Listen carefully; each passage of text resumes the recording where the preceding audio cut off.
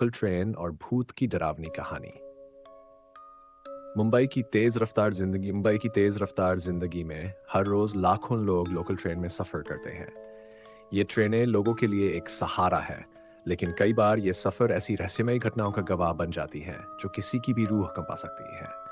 इस कहानी में एक साधारण सफर धीरे धीरे कैसे एक डरावने और रहस्यमयी अनुभव में बदल जाता है, ये जानकर आप हैरान रह जाएंगे। कहानी की शुरुआत। रात का समय था।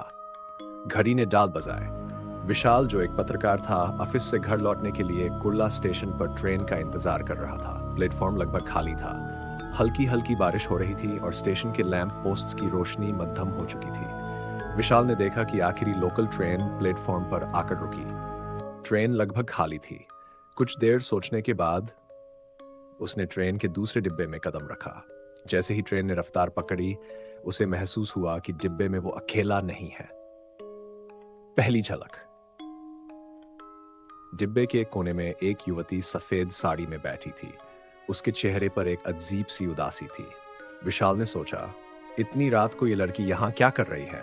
उसने साहस जुटाया और उससे पूछा, आप यहाँ इतनी रात अकेली क्यों हैं? लड़की ने धीरे से मुस्कुराते हुए कहा, मैं अक्सर इस समय सफर करती हूँ। इस समय ट्रेन शांत होती है। विशाल को उसके जवाब से संतोष नहीं हुआ, लेकिन उसने ज्यादा सवाल नहीं किए। ट्रेन धीरे धीरे स्टेशन पार करती रही और युवती से उसकी बातचीत शुरू हो गई।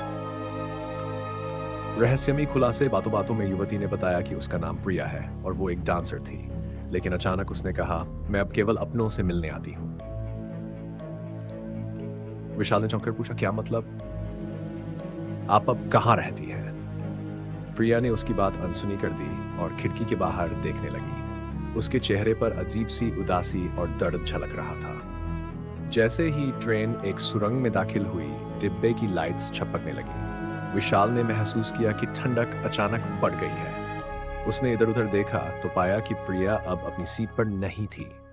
अचानक ट्रेन के दूसरे छोर से किसी के रोने की आवाज आई।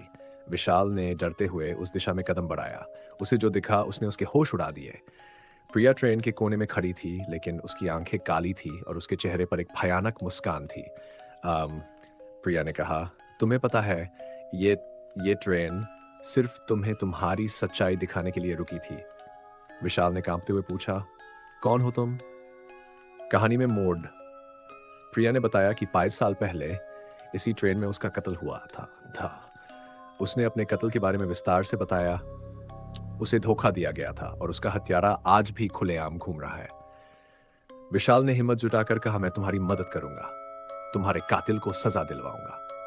प्रिया की भूतिया आकृति शांत हो गई। उसने विशाल को एक नाम और पते का पता दिया। फिर वह धुंध में गायब हो गई। रहस्य की गहराई। अगले दिन विशाल ने उस पते पर जाकर जांच शुरू की। उसने पाया कि वहां एक धनी व्यापारी विनय मेहता रहता था।